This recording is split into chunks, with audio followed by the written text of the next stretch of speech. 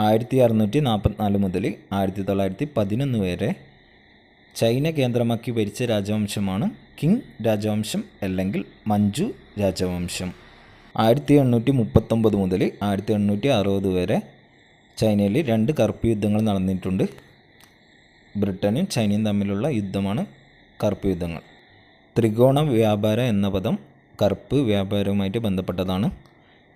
India, China, Britain ത്രികോണ വ്യാപാരത്തിൽ വരുന്ന രാജ്യങ്ങളാണ് India, China, Britain. 1912 Sun Yat Sen Kuomintang party സ്ഥാപിക്കുന്നത്. ചൈനീസ് റിപ്പബ്ലിക്കിൻ്റെ ആദ്യത്തെ പ്രസിഡൻ്റാണ് സൺ യാത് സെൻ.